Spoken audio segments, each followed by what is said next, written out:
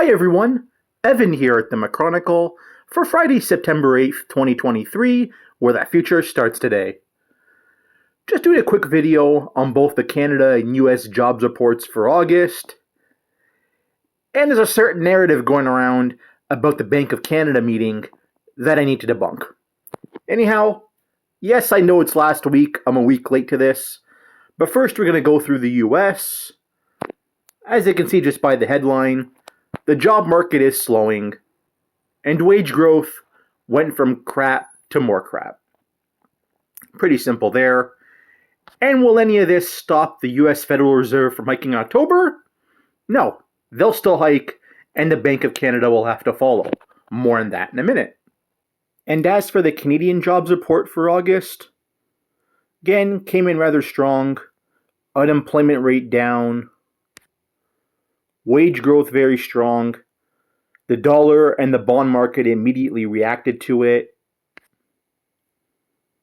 Yeah, looks very strong here.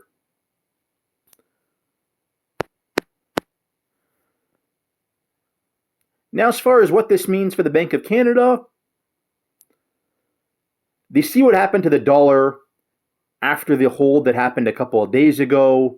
They know the US Federal Reserve is going to raise rates before year end.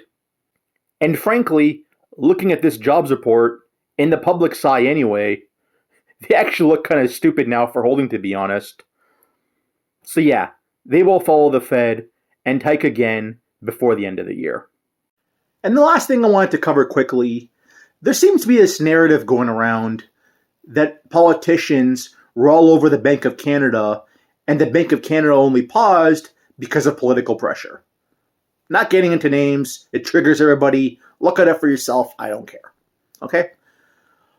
All I'm going to say to that, politicians know a couple of days in advance what's going to happen. And because they knew they were going to pause, they were creating political points for themselves on that narrative because they had the info before everybody else, and the public is too stupid to realize it. Okay? It was political positioning, knowing the info in advance. It's all it was.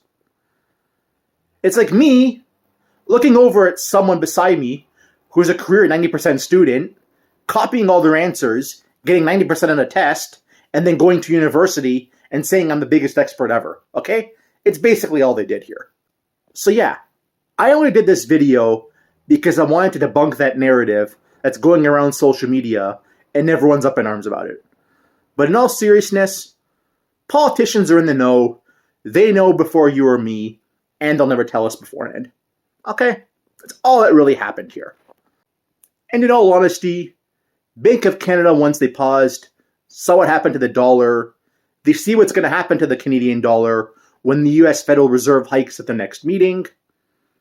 And they can't afford to have the dollar go down any further from here.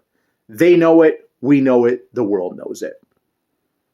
And for that political narrative, listen, all that was going on is they can say, oh, cost of living's gone down because there's rate cuts and the rates didn't go up, whatever.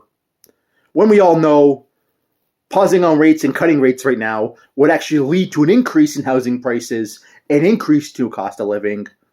But again, a lot of people still are too stupid to realize it. And they're trying to score political points off that. Okay? That's all that's really going on here. Whew. I'm waffling. I'm going to stop now. Smash the like, leave a comment, subscribe. Road to 1,000 subs is on. Y'all have a good weekend.